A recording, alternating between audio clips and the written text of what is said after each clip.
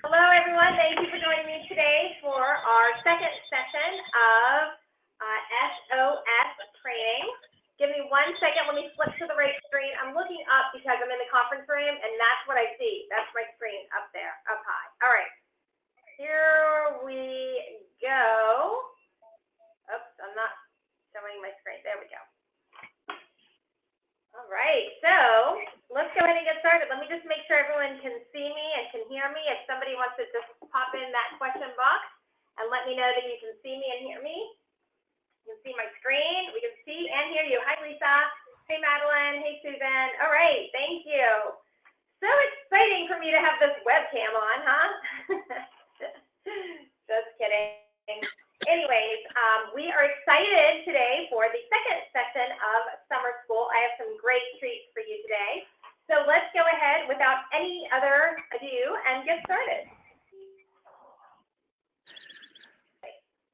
So our session 2 is the educational event, and I'm looking forward to talking about this different type of the sales event to help you share forever with your community in an educational type way.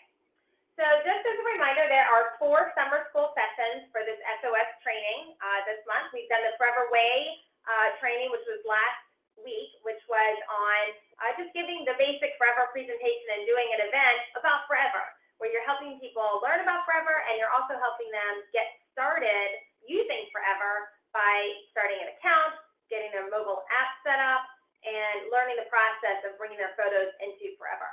This week, again, it's on the educational event. This is the event that is going to be hosted at libraries, community centers, places like that.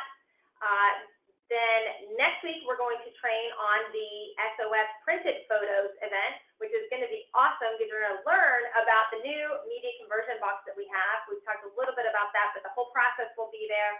I've got Deb Cabral, who's going to be on talking about photo organizing and getting all of that material, all of those memories organized before you put them in the box to send them over to forever. So that's going to be a great training next week. And then the week after that, we're going to be doing the classroom digital organizing session with Deb Derma, and she's going to share all of her ins and outs and secrets of the classroom event that she's been so successful with in her community. So remember, each week, these recordings are posted on the Ambassador Training site. You also have the opportunity to earn the Forever Educator certification, and I hope all of you will take advantage of that. If you're not sure what the details are for that, you'll have to watch the SOS training from last week, which is posted on the training site to learn all of those details. So remember, the objectives for each of these weeks during our summer school sessions are to, number 1, soak in all this live training and take notes. And I've got some great live training for you today. Really excited about that. I'll tell you about it in a minute, but just soak it in and take notes. I want you to begin thinking about your own SOS events and begin preparing those. And then we'll talk a little bit more about this, and we hit on it last week, but begin thinking about and writing out your forever story. Write it down. Think about why you do what you do. Where does your passion come from? Why are you so excited to share forever with the world? Clearly, this is not just a product to sell. This is a product to come alongside and help people do a meaningful job, meaningful work of preserving their own family story and their family lives and their family history and sharing it with future generations and keeping it in an organized way so we're not just hoarding millions and millions of photos. So anyways, think about why. What is it that you do? Why is it that you do what you do? Where does your passion come from? What is your forever story? And then also, for those of you who have gone through the Pilot Success Plan, this is a great next step for you. So we are going to be talking about the educational event, and truly, this may be something that's not for everyone. There are people who are teachers, who are educators that really get a lot out of an educational event, and that is just works so well for the business. And I've got some excellent ladies who are going to be talking about that with you today. And others feel very confident just going out and sharing forever and selling forever and helping people get started with forever, not coming from an educational perspective, and that's great too. So if that's you, that's great, but just listen to what we have to say today, because I'm sure you're going to pick up some nuggets and learn some things about this, and at least you'll get an understanding of what other people are doing in the field, and maybe one day you might want to try this for yourself as well. And also just be sure to reach out to your upline if you have additional questions and need additional help. All right, so our agenda for today, first of all, we've got an advisory panel discussion. I introduced you to my advisory panel last week. They have been just so wonderful and helpful to me, answering questions, sharing ideas, being so giving of all that they're doing so that we can share that with you. So they're going to be on today having a discussion. So I'm excited about that. It's going to be a great time for you to learn what they're doing. Also, we've got resources available for an educational event. We're going to go over those. We're going to review the PowerPoint slides for an educational event. They're a little different. And then after that, we're going to open it up to a question and answer session with the advisory group. So my goal is that maybe there wouldn't be any questions because we did such a good job giving you all the information before the Q&A. But I have a feeling you're going to have some good questions. So hold your questions until the end because hopefully we will answer many of them as we're doing this training. But at the end, I'm going to bring them back on, and if you have specific questions that have not been answered, you can type those in your question box at that time, and I will ask them live. And then we'll talk about what the homework is for the week. All right, so here they are, my super duper advisory group. So starting at the top, we've got Deb Derma, and then bottom left, we've got Kathy Polvoni. And I'm here, it's Kathy Polvoni's birthday today. Happy birthday, Kathy. Thank you for spending time with us on your birthday. Well, thank you. Well, I appreciate that very much. I hope you have a beautiful day. You look beautiful in that photo, and I remember being with you when that was taken on the incentive trip in Cabo. So it was pretty in that jewelry that you earned. And then we've got Natalie Endozo. I'm so glad that you're with us today. Thank you for joining us. And also Lori Curley. So Lori's going to kick it off answering my first question, and then she's going to bug out because she has an event that she's actually at right now, and she's just agreed to be so gracious and helpful to us to spend a little bit of time with us in the beginning, but then she's going to be off. So I appreciate your time being with us, Lori. So let's go ahead and get started with this discussion. Lori, would you just explain to everyone what an educational event is and where they're held? Sure. Thanks, Shelley. Can you hear me? Yes. Okay, perfect.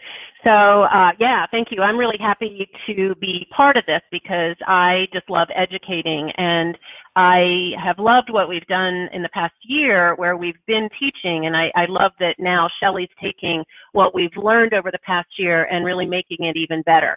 So, you know, last week we learned about the Forever Way, which is more of an overview about forever. So obviously that can be done when somebody wants to hear specifically about forever. The educational presentation or the educational event is going to be a little different than that. This is done at a setting or a location or a group, you know, an event that's going on where you actually can't speak specifically about forever. So I know we often have an opportunity to speak it maybe to a group that says, you know, we'd love to come in, have you come in and give hints and tips about organizing your photos and what to do with them, but you can't sell here. You can't do that. So what do we present then? And that's what this is all about, is what do we present when we can't talk specifically about forever and we may not be able to sell. So there's a lot of different variations of that, and I know from all the gals on the call you're going to hear today from them about different kinds of events and different situations. So just know that this may be the case where there's not two that are going to be exactly alike, but what I think this educational event will help you do is be comfortable sharing tips about photos and memories and how to care for them, but in a way where you're educating so you don't have to worry about the selling part. And it just gives us as an ambassador a great opportunity to get out and reach more people as a forever ambassador, but yet in a way that more and more people will be able to learn from it. Yeah, absolutely. Thank you, Lori. That's such a great point. It really is just a way in the door to open the door to learn more and to meet new people and walk them down the path of forever in the end. So awesome. Thank you. Now, Lori, can you just tell us where you have found success holding your educational event? Sure. Yeah, and I know that the others will also share probably some of the same types of locations. But libraries, senior learning organizations, I found one locally that is for people over 50, and there are over 1,000 members, and I think they offer 1,400 classes a year. And so that is for seniors, and it's seniors who are coming specifically to learn about certain topics. But I was not able to share about Forever there. I'm sorry, I was able to share, but not about Forever. Also, organizations that may service people who are organizing, maybe they're downsizing. It can be all different age groups, but it also is people that are trying to do something either with their photos, their memories, the physical stuff that they have in their house. So that's a few of where I have been able to share. Awesome. Thank you, Lori. And maybe you might want to tell them where you are right now and how that has made it a way for you to get some of this type of, some of these connections. Right. Yeah, I actually am on the board of the NAPO Richmond group, and NAPO is National Association of Productivity and Organizing Professionals. So professional organizers, and I am not a professional organizer. I could be a photo organizer, but I choose not to. I'm a part of NAPO Richmond as a business partner. So that means I have a product or service that the organizers may use in their business. And I'm on the board, so today is our board planning retreat for next year. So I am able to share with people about Forever there. So that is not so much the educational event, but more of the Forever Way information that I would be able to share here. So thank you all for having me, and I'm going to head back, if that's okay. Yeah. Shelley, go ahead. 1 second, I just want to say one thing. That networking, those people networking with organizers has really helped you to be able to be the person, be the expert in the field of photo organizing and in the field of Forever, and helping that people to get their things organized. Absolutely. Because that's what organizers like to do.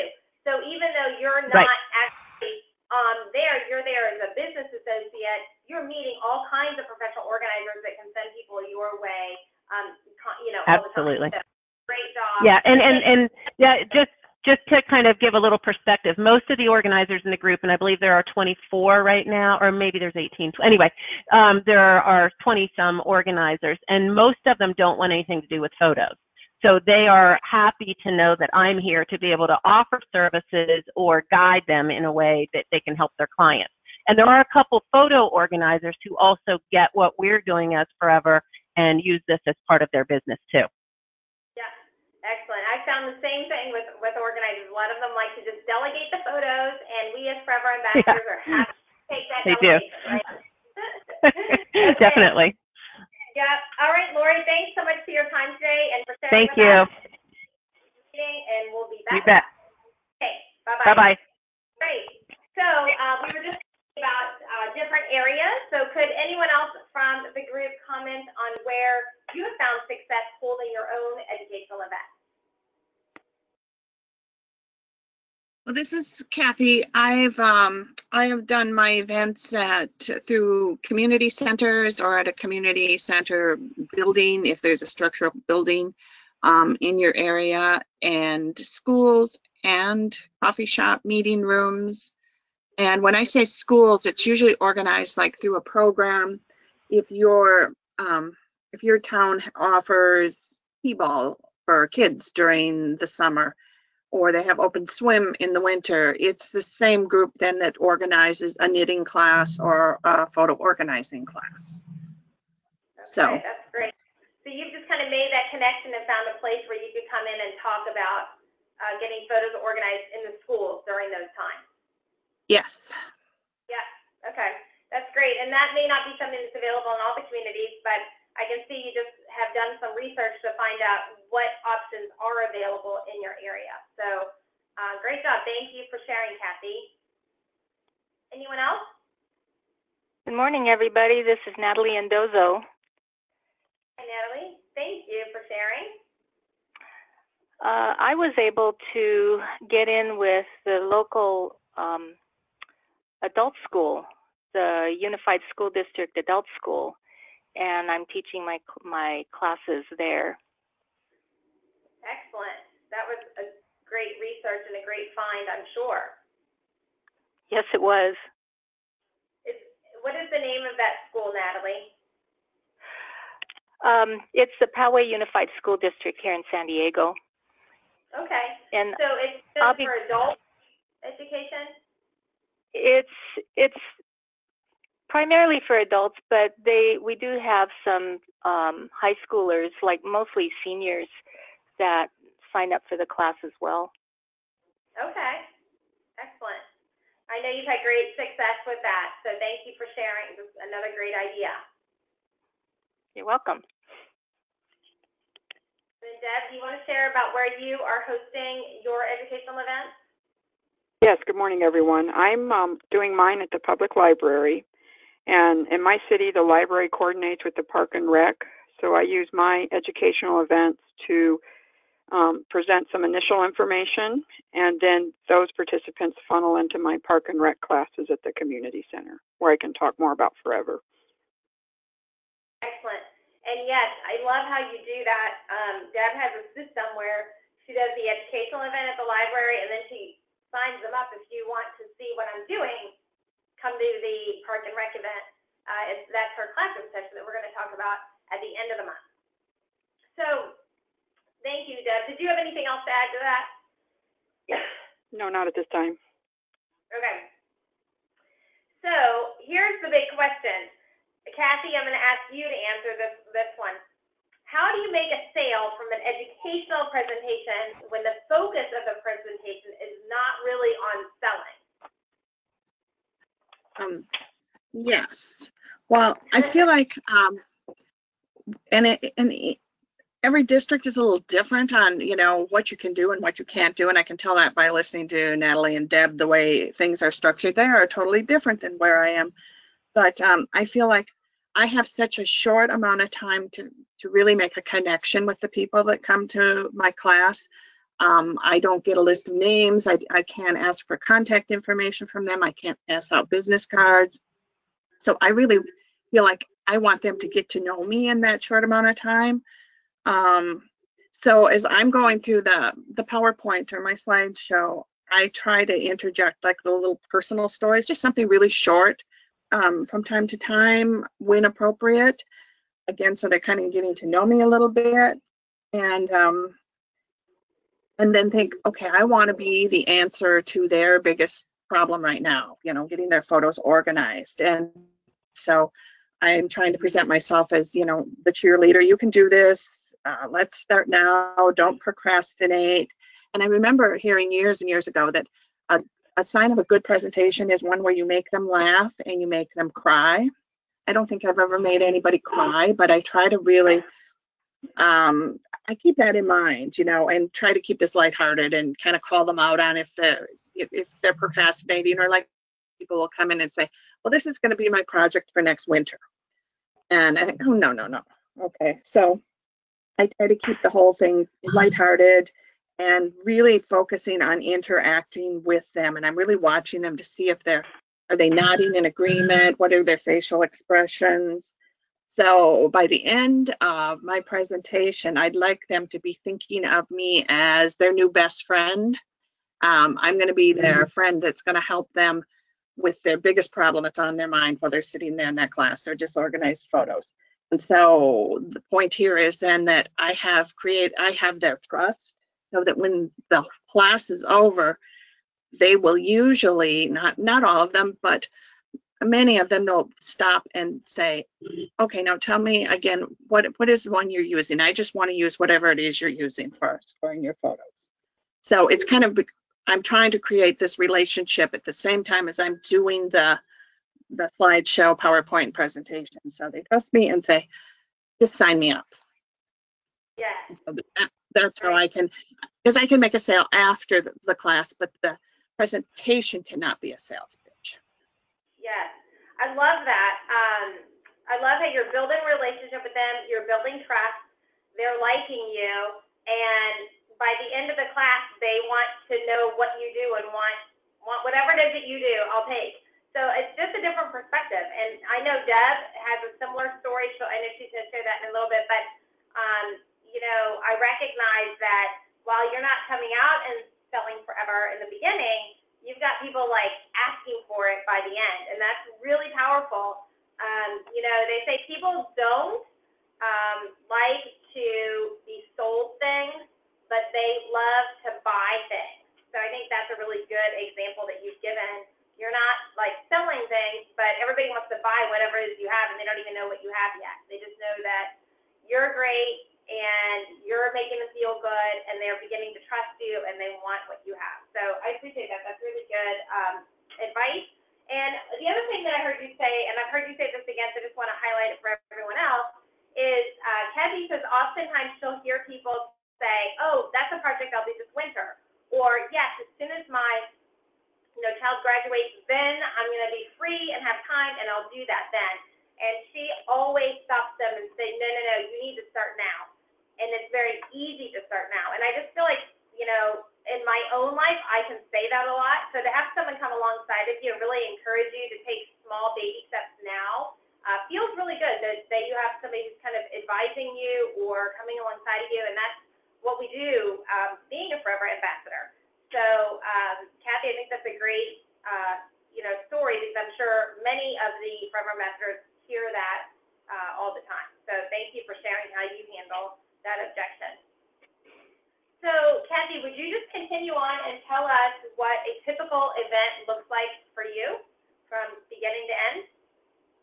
I usually like to get there maybe a half hour early to get set up, and so that I'm composed by the time the class arrives. So if it's in a community center or a school building or something, I can also usually hook up to their projector. So it takes a little time to find the cords and get my computer hooked up. If I'm doing something at a coffee shop, I have my own little monitor, or I might just be using my laptop if I'm just meeting with one or two people. But anyway, get there early and get set up. If I'm in a school situation, I will usually have a little display of a digital album, and then I have another kind of scrapbook album that has digital pages in. I have like a box, a photo organizing box, and a little portable scanner. I don't know, people rarely look at what I have on the table, so I don't really know if that's relevant, but then I'll have handouts at their places that would have a list of my, follow-up workshops, so that, to keep them going. So they have a way, they know about upcoming events. And I just go through the PowerPoint slideshow presentation, and I tell them at the beginning that, okay, we're going to talk about scanning, and we're going to talk about photo storage and clouds, and then I'll take questions in between each of my topics, because otherwise people want to interrupt and then it'll go way too long.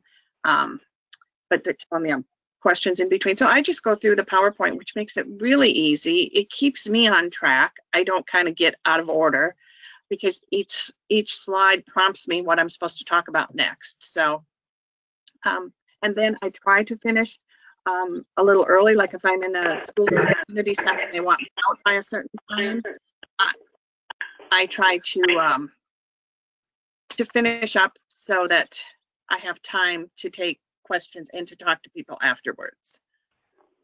So excellent, great. Now, how long is your typical educational event, do you think? If it's coordinated through a school where I am, most of them want me to fill up 2 hours. Okay, so it's usually about 2 hours long. Okay. If it's something that I'm meeting at a coffee shop and I'm on my own terms, probably an hour. But then it's never as big a group either. It's what? It's not as big a group. So, you don't have a whole bunch of people to be asking questions and answering their questions. Gotcha. Good. All right. And I apologize for those of you who are having a hard time hearing. I've moved the speaker a little bit closer to me, so hopefully that will help. All right, so let's move on. Let's move over to Deb. Kathy, thank you for sharing all of that with us. I know it's valuable to everyone. Deb, you have had such success in hosting your educational events. How do you use educational events in your business, and what does a typical event look like for you from beginning to end? Most of my events are similar to what Kathy is doing. So like Okay. Kathy, I'll arrive early and try to get things set up. And during the event, and the reason I arrive early too is I want to be completely set up before participants start to arrive. Because as they start to arrive, I like to greet them and kind of chit-chat with them a little bit about their photos and maybe why they're there. And it just helps me to kind of connect with them a little bit. And then when the event starts, they sign in. I do them at the library, so the library has a sign-in. And I have handouts on the table in the back, and they'll pick up their handouts. And then again, before everybody's kind of completely in their seats, I'm kind of circulating and talking to people. And as I begin the presentation, I tell my photo story and share a little bit about me to try to develop some personal connections with them and ask them if they have similar stories. And most of the time I get the head nods and the yeses. And then I go on into the educational presentation. And I go through the educational presentation. And the way that it's set up with me for the library, I'm not allowed to mention forever at all. And the library representative is actually sitting in the room during the presentation. So I have to be very careful not to say anything about forever to come off like I'm selling something. It's very important that it's educational. And I've done this with them about 3 or 4 times, so they're still there in the room, but that's kind of how it works with me. And then what I can do is provide a list of my upcoming Park and Rec classes as part of the handouts. And then at the end of the presentation, the library representative will actually get online and show them their online system and how to register for my classes. So even though I'm not allowed to say forever, she does encourage them to come to my classes, and she shows them how to sign up for my classes. And then if I'm asked a question about what I use during the event, which typically comes up because they all want to know, then I tell them that all my tools are shared at my classes, or they can come see me after the presentation. And it seems to flow really well for me in terms of how that works. Excellent. Yes, I love how you have said that you do the educational events to funnel more people into your classes. And that's, I feel like, a takeaway for all the ambassadors.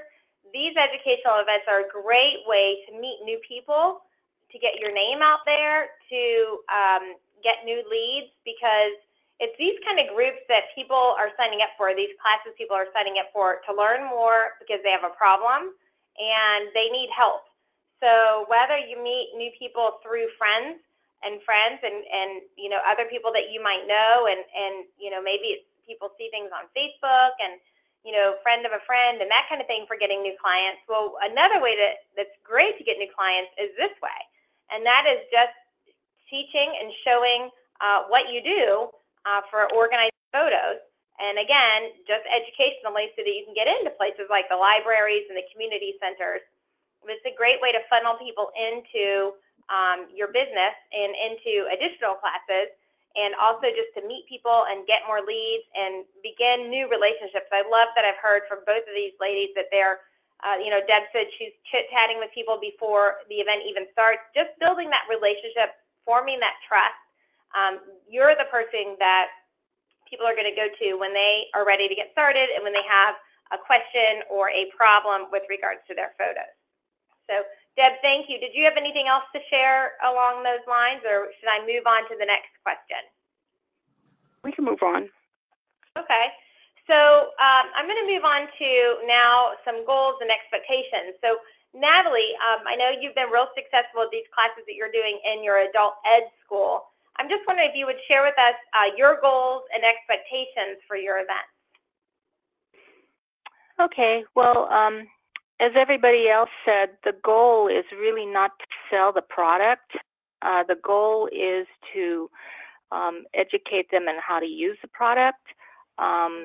It's also to kind of give, in my case, it's also to kind of give them some information on how to come about doing photo organization. What kind of steps, and I'll go through that later, but what kind of steps that you have to do. Where do you start? A lot of people tell me, where do I start? I've got so many, I don't know where to start. So that's my goal in teaching these classes. And hopefully by the time they've learned everything that they need to learn, they will want the product, and so I wouldn't have to sell to them like everybody else said. The product sells itself. So I basically tried, and I'm under the same restrictions that Deb and Kathy are in terms of you can't really talk about forever. This is basically a teaching class, not a selling class. So you, the head of the adult school said that I can mention forever in the very beginning and let people know that, yes, I am an ambassador for forever and this is my business, but this is not the purpose of the class. The purpose of the class is to show people how to use the tools. Mm-hmm. So, excellent. and that's a hard thing to do, actually, because you're in a frame of mind where you want to sell, you want to sell, you want to sell. But in this case, you can't. And so I have to actively keep in my mind that this is just a training session. You know, you're just showing them how to use the tools. You're showing them how to do, how to create books, upload, and that kind of thing. And the presentation really does help to keep you focused on that. And the other thing that I try to get away from is when people start asking questions. And Deb mentioned when they say, so what do you use as a tool? Well, I already told them what I'm using because that's what we're teaching in the class. But anything more than that, I tell them, talk to me afterwards, after the class is over. So. Excellent. Thank you. And I just want to clarify that Natalie does, these classes are going to be very similar to what we're talking about the 4th week in June, the digital organizing classes where you're showing them the tools to use forever. So if you're wondering what she meant by training, I think that's what she was talking about. So you'll hear more about that during the last session of the month. So Natalie, what about the process of setting up and marketing your events? Can you tell us a little bit about that, how you do that, how you get them set up and you market them? What I did at the very beginning was I contacted the adult school. I had talked to Lori and Deb and had taken some earlier training with them, and I had gotten this idea, I can't do it in a library because a library is too expensive for me. I'm just a little shop, and I can't afford the $100 or $200 for 4 hours in the library. So I started thinking about where can I tap in my resources, and I thought about the adult school. And so I contacted the assistant vice principal of the adult school and pitched my idea to him, gave him an outline of what I thought the class should be, and he soaked it in. He thought that would be a great addition to their digital photography class, and that this was a natural progression from taking photos, taking pictures with your camera, and then moving into my class where you organize it. So that was kind of how I even got the job. And then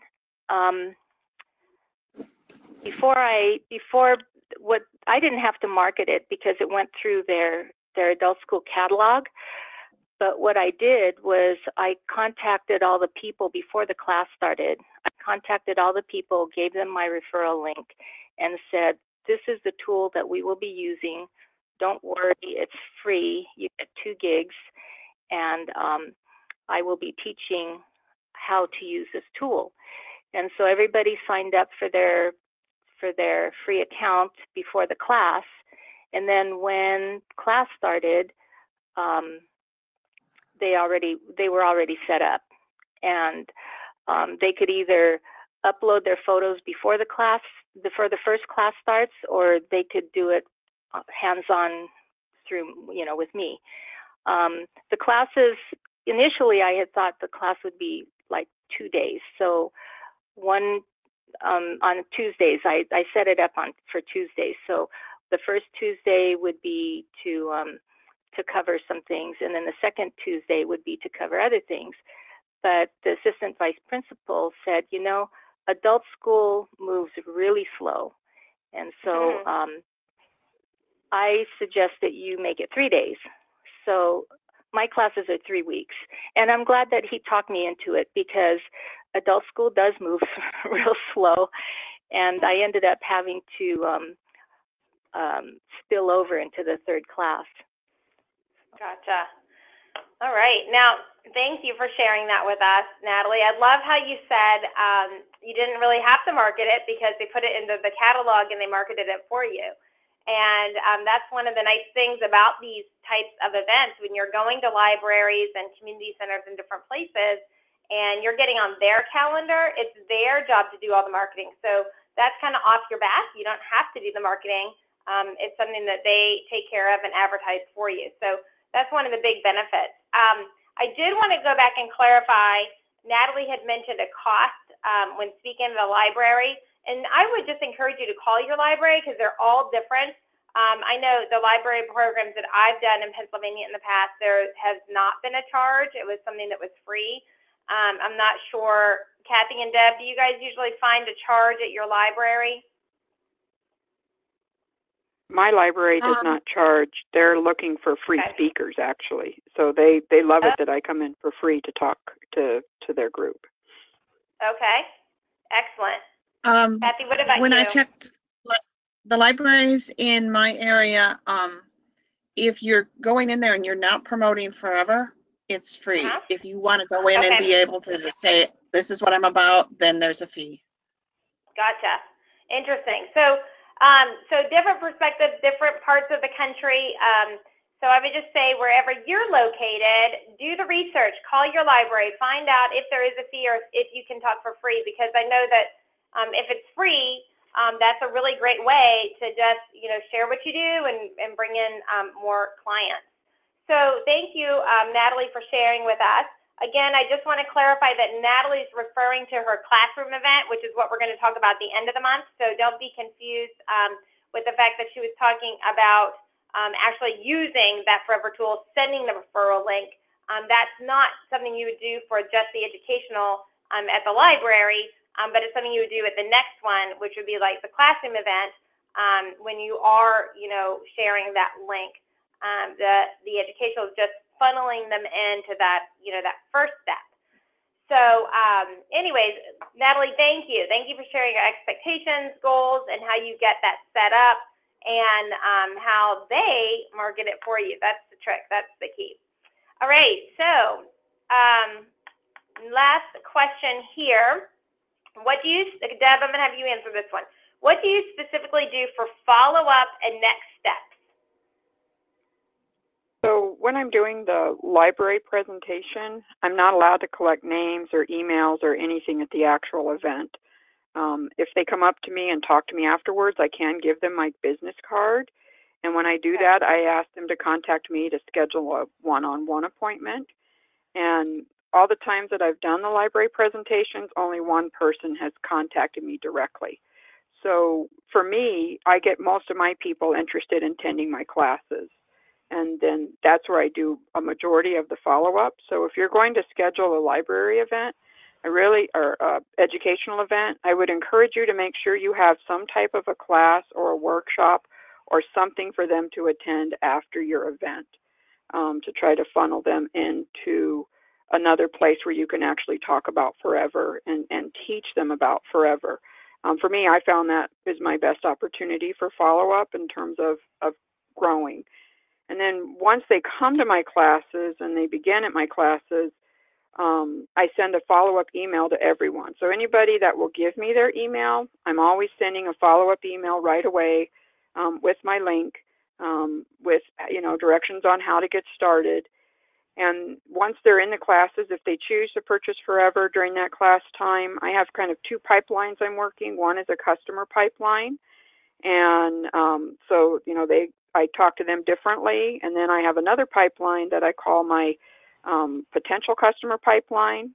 And those are the folks that I'm following up with every 1 to 2 months, checking in, see how they're doing with their photos, and if they decided they'd like to move forward or if I can help them. One of the things about the library presentation is that they don't always come in the very next class. Sometimes I'll get a group in the next class, but just a couple of months ago, I had someone who was at my library presentation a year ago. So you just never know when people are ready and when they're going to show up. And then during the summer school training that we're going to do on the last training, I have an intake form that I use for follow-up in my classes too. And I'm going to go into more information about that during that last training in terms of how I specifically follow up with people that are in my customer and potential pipeline. All right. Thank you. I have a question coming in. I know we'll take questions in a minute, Deb, but they're asking if you charge for your classes. And I would just say, you know, for this educational event that we're talking about this week, like at the library, which is kind of the funnel into classrooms, you don't charge for the library event, but I know, Deb, do you want to share about charging at the classroom event, which we'll talk more about that, like Deb said, at the end of the month, but can you just answer that if you charge? Yeah, for the educational presentation, I do for free. And so I'll do that presentation for free. When they go into my classes, and it's through Park and Rec, there's an expectation anyway that you're going to pay for a Park and Rec class. So I do charge a fee for the 2 classes. Mine is just, it's minimal just to kind of get them to commit. So it's $30 for the 2 classes. And I don't really have anybody, I've never had an issue with the fee. Again, I try not to charge a lot for the class because I want them to be there and I want them to get connected. But the charge kind of helps them to commit to it. Yeah, good, excellent. And the school handles all that too. But we'll talk. Yes, they do all the registrations, they do all the marketing. I just have to show up. Okay, excellent. So I've got one other question I'm going to share, and then we'll move on, and then we'll have that Q&A at the end if there's any additional questions. But Lynette had a question. She wanted to ask about Natalie sharing the outline that she gives to the adult school, well, I guess when you're registering for that event. And that's something that I've been asked by several people, like when you are registering with the adult school, or you're wanting to go to a library to host an event, or you're wanting to set up an event, people are wanting to know, like, what does your email look like? What does the letter look like? What does your pitch look like for your event? What are you saying the event is about? And I am actually wanting to put together a document that has examples of what people say about their events, whether it's an educational event or a Forever Way event. So I'm just going to put out there right now to ask you, if you're one of the people that have hosted events and you have a copy of an email that you've sent, or kind of a description of your event, if you could email that to me, I'll put that together and put that up on the training site as an example for others. So we'll definitely put that together with the advisory team here, including Natalie. And then, Lynette, it would be nice if you've done an event, or I know there's a number of other Forever ambassadors out there who host events regularly. I can think of like Cheryl Fry and Melody Whitehead, and those of you out there who are hosting events, if you can email me and just send me the description or the email that you write to pitch your event, I'll put that together, because that's something that I think will be really helpful to ambassadors out there. Okay.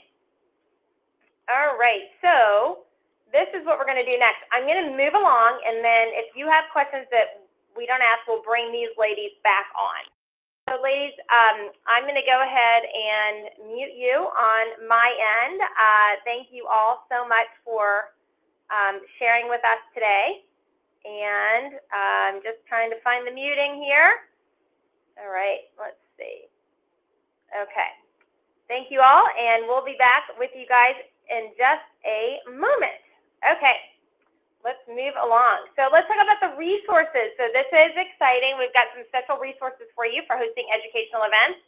We've got the non-branded invitation that's already up on the training site. We went over that last week. This one just does not have Forever on it. It looks the same, just no mention of Forever. You can use that at your library and different places where you're not allowed to speak about a company or share the company logo. Of course, it still has a Save, Organize, and Share logo, and that's the beauty of that logo is that it's not branded. So yes, it looks like Forever, and it tells what Forever does, but it's a logo that you can use in an educational event because it's not talking about a company. We're going to go over the educational PowerPoint presentations, which is really very similar to the presentation we went over last week, but we've taken out any of the slides that kind of sell Forever, and we've made it a little bit more educational. So I'll show you some of those new slides in a moment. And I will tell you, Lori Curley has been so kind to write out a script and do a recording of herself giving the educational presentation. And that's a big job, so round of applause for Lori. So I will get that posted today as well. And I'll apologize. I told you I was going to do the presentation last week of the Forever Way and post that, and I haven't done it yet, but it's on my list, so I'll get to that too. All right, we're going to talk about a new resource. This is something that is from Deb Derma, and it is the 10 questions on safeguarding your photos. I'm going to ask her to talk about that in just a moment. We've got another resource that I mentioned called Downloading for Other Cloud Storage Providers. Talk about that in a minute. We're going to have a press release for you to use if you're doing an educational event, and which is also like an invitation like we talked about for a moment ago. And then what we just mentioned, the sample description of event offerings. So we're going to put that together once I hear what you all are using for that. All right, so these resources, first of all, Deb, can I go ahead and unmute you? Deb has been so gracious. She was on with us for the Fast Forward Forever training in January, and she shared about her classroom event and what she's doing. And we heard an overwhelming response that people want to hear more from Deb Derma. They want to know exactly what steps she's taking to host these classes in an adult ed center. And so she and I have worked closely together since then. I've appreciated her being so open and sharing with us. And she has put together this list. I'm going to have her talk to you about it in just a moment. But because of her story and because of how she uses Forever in her educational events, I wanted her to put together kind of her own Forever story. And she's done that. And it's actually going to be in a blog. We talked about it last week. That blog is now being posted through Forever tomorrow. So I want to encourage each of you to read her blog tomorrow. And also note that it includes these questions. So Deb, are you on? Can you talk just a moment about how you use these questions in your educational event? Yes, I mean, earlier you heard Shelley mention that people do not like to be sold things, but they like to buy things. So as I started thinking about my classes and my presentations and what I wanted to do, I was trying to think about how I could present it in an educational way and not really selling it, but present it in a way where they would want to buy it. And that's kind of, it's part of my story in terms of how these questions came about as I was thinking about what I wanted to do and what I wanted to offer to people. And I just started my own research on what system that I would recommend. And I started listening to webinars, reading articles from photographers, different organizers, and then the Forever webinars that were available as well. And from all that research, I created kind of a list of questions that I could use to start reviewing the programs. And they were just questions that came about from listening to all the different people that I was listening to. And then additionally, I'm personally passionate about stories along with the photographs and making sure that you have your story. So that was another question that was on there for me. I wanted to make sure that there was a place to attach the story to the photograph. So I did not review every program, but I did choose the programs that I was hearing about the most from my clients when my clients were looking at different things. And basically, when I hold the educational event, I share these questions with them and let people know that I did my own research. And if folks bring up other cloud-based programs, which it often comes up, I encourage them to apply these questions to their own programs and see if the program they're using has everything they need. And then I give it back to them to have the freedom to make their own decision. So I'm not trying to defend Forever against any cloud-based program. Now, Forever doesn't come up in the educational presentation, but often it comes up, you know, how does Forever compare against other cloud-based programs in the classes? And that's I just go straight to these questions and say, here are the questions I used, and Forever answers all these questions for me. And I found it to be the best tool for me. And I always share when I share these questions, if you find something better, please let me know. And in the time that I've been doing this, I've never had somebody come back and say they found something that answers all these questions and does the same thing. So that's been exciting for me to be able to do that. It is exciting, and that's actually why we were talking about this on the advisory board, and we really love the way that Deb set this up and does the educational event and then says, you know, I was looking for something that answered all these questions, and I found it in Forever. I haven't found anything else that does anything near all of these things, but that's why I use Forever. That's my tool, and I liked it so much that I became an ambassador. So on the advisory board, we felt like we loved that story, and that's why we asked her to write it so that we could share it as a blog post with other ambassadors, because it's a really great, you know, way to share why she does what she does, and that's why she became an ambassador, and she's showing commitment and support to Forever, as opposed to, you know, people feeling like she's just there to sell something because she's an ambassador. So it's just a different perspective, but I love that she says to her classroom, you know, if you find something else better, please let me know. But this is what I found. This is my tool. And just like Kathy Balvoni said, people are just like wanting to do whatever it is that Kathy does, or whatever it is that Deb does, or Natalie does, or Lori does. And so this is just a tool that you could use. We went ahead and created a piece if you want to hand it out in your class and use it in the same way that Deb does. The other option is to print out the blog and share that, you know, there is someone who has done the research. Her name is Deb, and this is what she's done, and I've kind of followed what she's doing. And you could share the blog with your class as well, or with, you know, the educational presentation as well.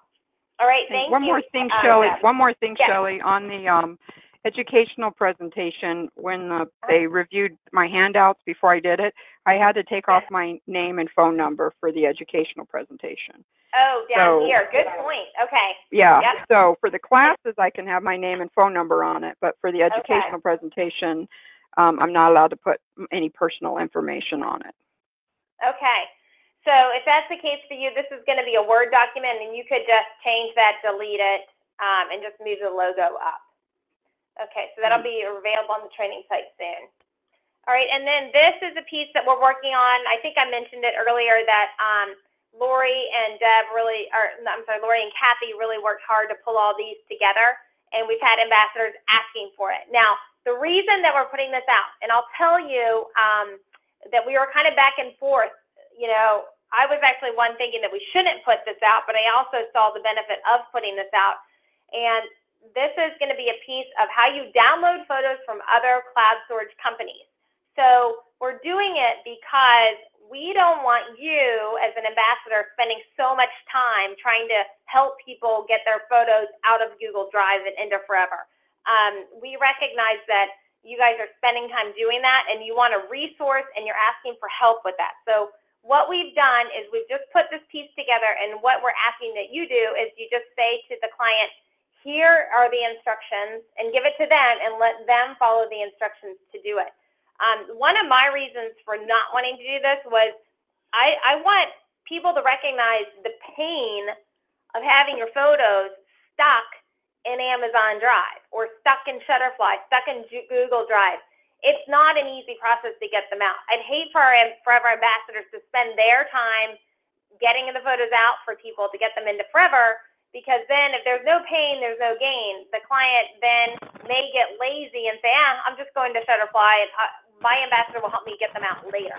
Like, we don't want them to recognize that it can be, we don't want to do it for them. So our recommendation is to take this piece that we're giving you and use it by giving it to the client, letting the client follow the directions, and have a little bit of pain from having their photos in these other places, so that they'll have a lot of appreciation for the ease of Forever and the fact that they own everything, they can get it in and out quickly, and that they don't lose the visual rights when they're using Forever. So use it in your business as you'd like, but that's our recommendation. That piece is being created right now, will be available on the training site as soon as it's finished. I hope it's going to be today. That's our plan.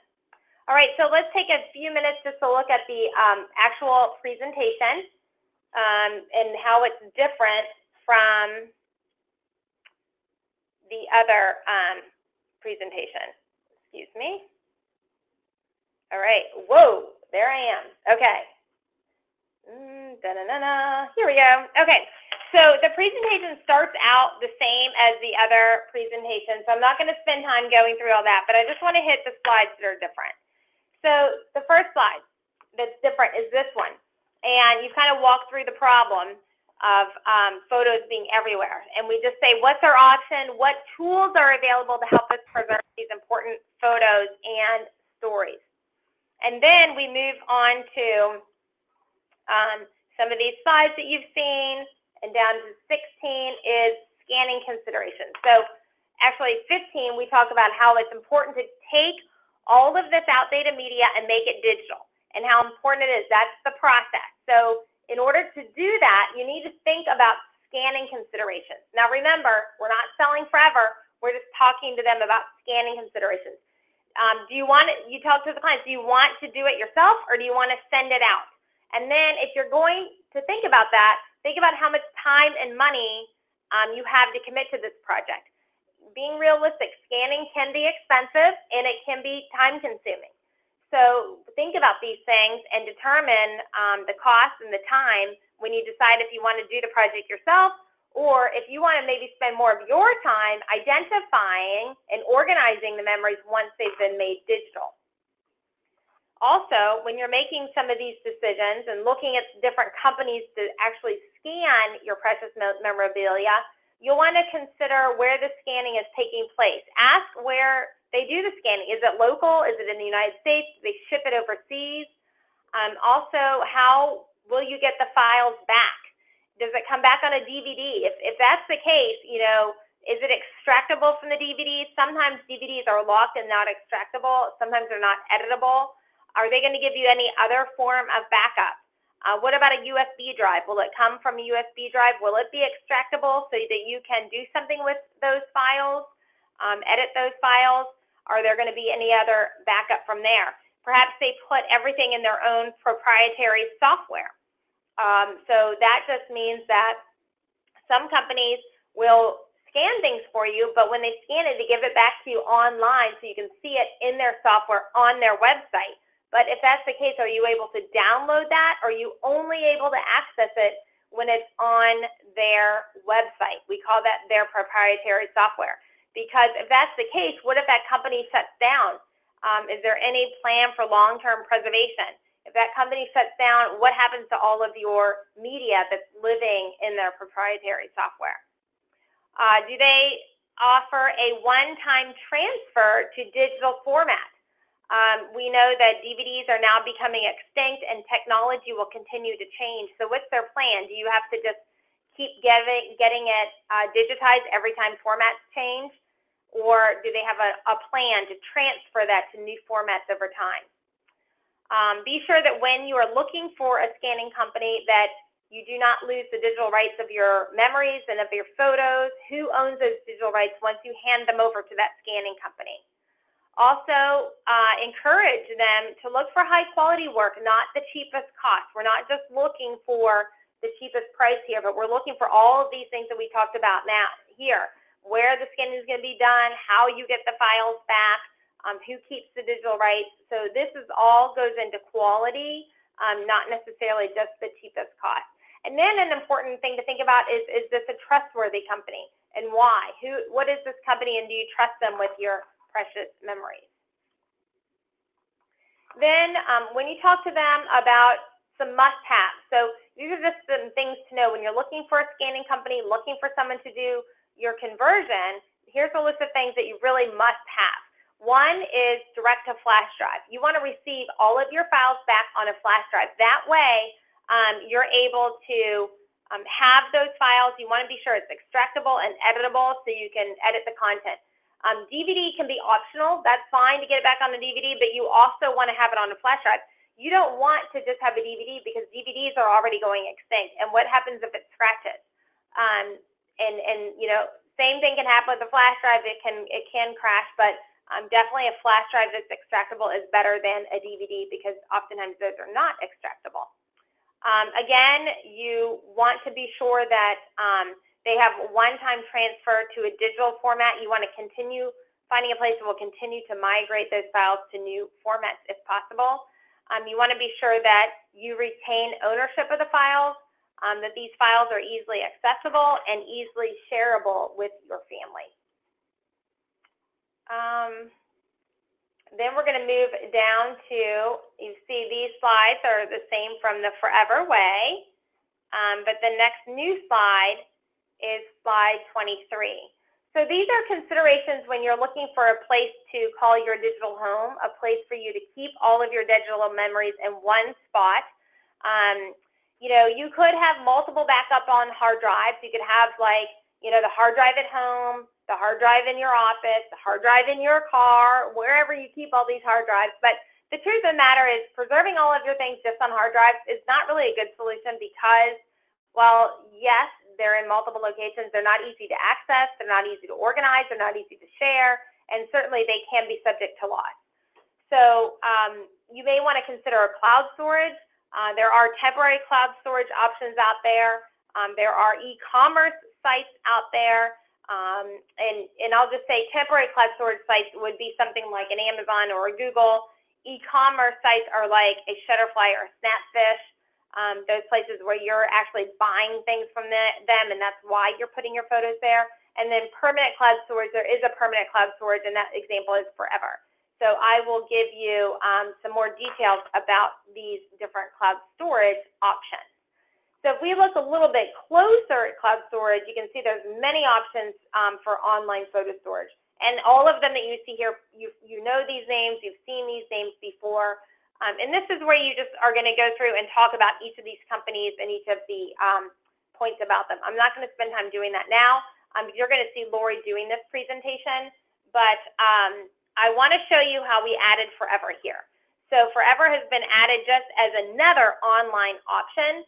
And you'll just speak to it as just another one of the options. And then moving along quickly, slide 25 and 26 are the terms of service from these, and I simply added Forever as terms of service because you're just talking about Forever as it is another company. And then we've got the 10 cloud storage questions. Scrolling on down, this is what I do. This is just the tool. As Kathy said and Deb said, people are asking, well, what do you do? So you can show, if you can, if not, take the slide out. This is what I use. This is what I do. I'll talk more about it in my class. And here are the upcoming classes. If you'd like to learn more, you can sign up to come to these classes. All right, so those are some of the differences of the PowerPoint presentations. And again, we will have these ladies talking about that. Or I'm sorry, we'll have Lori giving that presentation. I'll post that later today.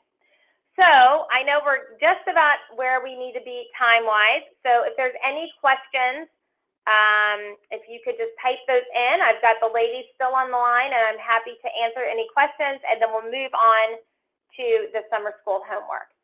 All right, so why don't you type in questions if you have them. I'm going to move on to the homework, and we can come back to answer the questions.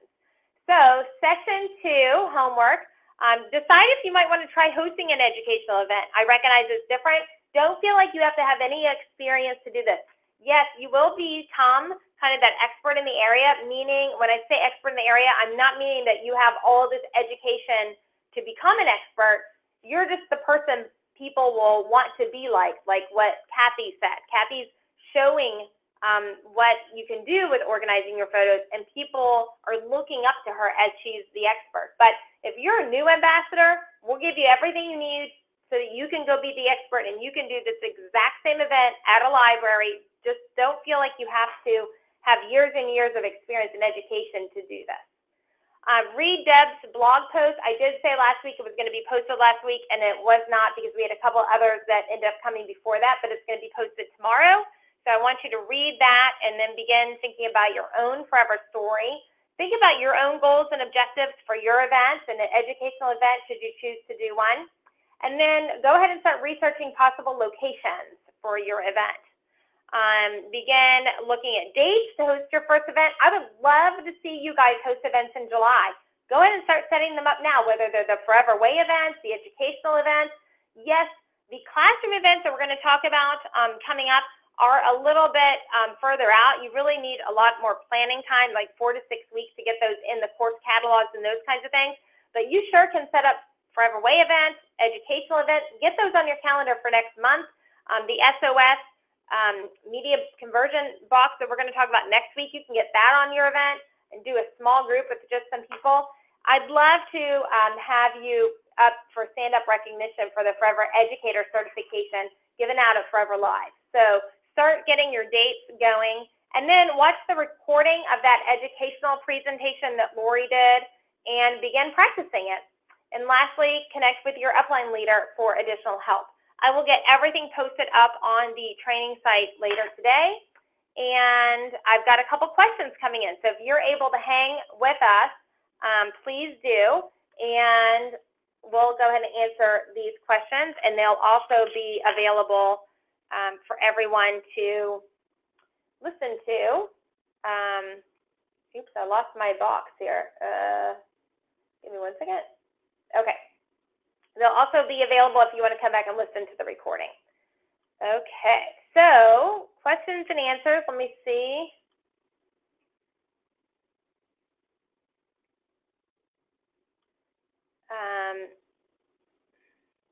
Besides the video for today's class.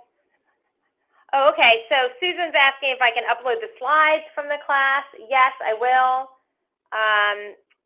All right, let me just take everybody off mute here. All right, so I've got Kathy, Natalie, and Deb off mute.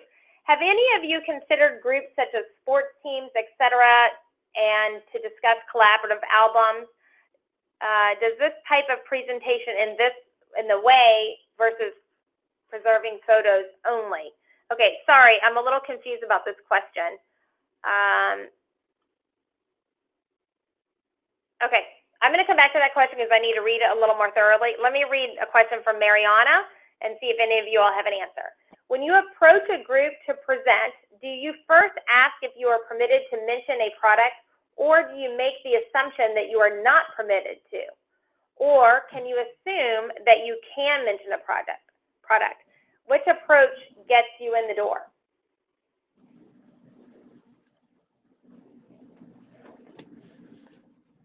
Could either any of you answer that? I guess usually they will, when they respond, they send me a list of rules. And if it's not on there, I probably go in assuming that I have a little more leeway. For example, a lot of places will say you cannot hand out your business card, but then some places will say you can set them on a table. So I think so that you don't, so that you don't embarrass yourself, you probably want to know what their rules are. Yeah, but usually they will let me know right up front without me asking how they run things. Okay, thank you. All right, oh, go ahead. That was a discussion item that I had with the assistant vice principal, because we did talk about conflict of interest. And so I just flat out asked him, so what am I allowed to do and what am I not allowed to do? And he basically told me. So I knew before the class started whether or not I could bring up Forever. And in that setting, in the class, the adult school setting, he said a lot of the teachers are people from the private sector that have businesses, so it's okay to bring it up at the very beginning, but then that's it. So. Gotcha. Okay, and then thank you. When I first call a place, I just tell them that there's a lot of people with digital photos right now, and they're struggling with how to manage them and how to save them. Is this something that your group might be interested in? And then if they say yes, then I give them a little more information. And like Natalie and Kathy, I just talk to them about what their rules are and find out what you can and can't do for that group. Excellent, thank you. What about this question? What kind of hardware do I need? Like, what do you bring or what do I ask the library to have available? So, you know, are you bringing your computer? What types of things do you bring to the event? I ask them if they have, if I would have access to a projector and a screen. And then that just means I bring my laptop, and I have to know that I have a couple different kinds of adapters so that I can plug into their projector, because yeah, every place is going to have a different vintage projector. So I think I just have 2 different kinds of adapters, and that's always, one or the other has always worked for me. Okay, excellent. Thank you. And then I had, so I wanted to address Cheryl Fry's question. I think someone else had this question too. I just want to be sure that I clarify, when I was talking about the scanning considerations, it looks like there was a question about the one-time digital transfer. So let me just clarify that point. So this is just something to educate people on. So the great thing about Forever is when you have your media converted, okay, it goes into your Forever account. When it's in your Forever account, one of the great things about Forever will continue to migrate your information in new file formats over time. As you all know, that's why 100 years from now, you'll still be able to see all of your memories in your Forever account, because no matter what format it is, Forever will have migrated all to new file formats. So right now it's JPEG, right? 100 years from now, it's definitely going to be something else. We probably would have gone through many file format changes by then. So when you send away your media to another company and they digitize it all for you, they're going to send it back to you in a new format. But that's going to be the format. And then once that format is obsolete, you're going to have to go back and digitize it all again to the next format. You're going to have to keep paying for this time after time after time to keep migrating all of their files over to new formats. Well, the benefit of Forever that I was trying to say in the educational presentation, but it didn't come out right. Sorry about that. But Lori will clarify that, I think, when she's given the presentation, is the fact that a huge benefit, you only do it one time with Forever. You pay to have it converted, get it in the Forever account, and then Forever is going to continue to migrate that over time. So I just want to clarify that, and I'm sorry if that came out wrong when I was going over the slides. All right, let's see if there's anything else, and then we will go ahead and wrap this up. Lynette wants to know where to find these on the training site. So I'm going to tell you that when you go to the Ambassador training site, go under training, and then you're going to find SOS training, and it will all be right there.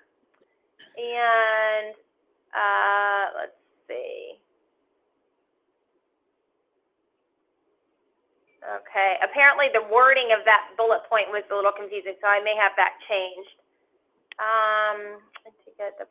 And I will get the presentation slides for you. Okay, so that's it. Let's go ahead and wrap up, and I'll see if I can answer any of these other questions just individually. Thank you so much for attending today.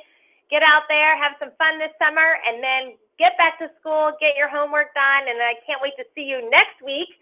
I will just give you a little hint. I'm going to be on vacation, but I'm still going to be with you on Monday at noon for SOS training. Really excited for the things we have to share next week. It's going to be on media conversion and organizing printed photos, and it's going to be awesome. So looking forward to seeing you. Have a good week. Talk to you soon. Bye. Thank you. Bye-bye. Bye. Bye. Thank you. Thank you all.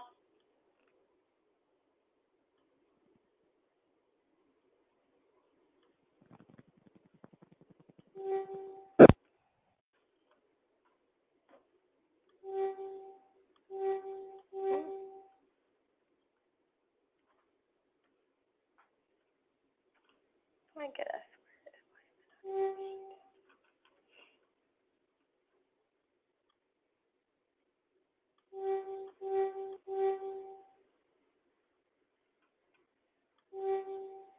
Hmm.